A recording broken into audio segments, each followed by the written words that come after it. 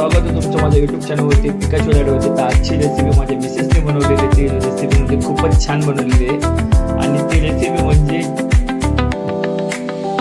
Flower बटाटामध्ये जे लागणारे पदार्थ तिने जी आजची जी रेसिपी बनवलेली आहे ती रेसिपी आणि त्या रेसिपीमध्ये लागणारे पदार्थ पहिली गोष्ट तर जिरे, परत थोडंसं मीठ, टमाटा बारीक चिरलेला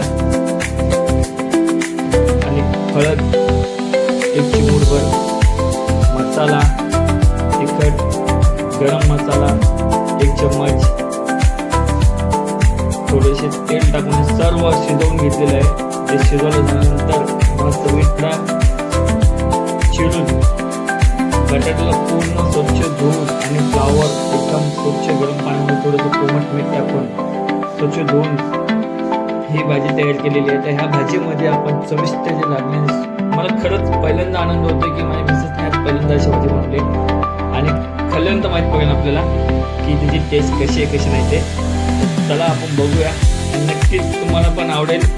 ज्यांना खायचं असेल त्यांनी माझ्या घरी येऊ शकता खायला.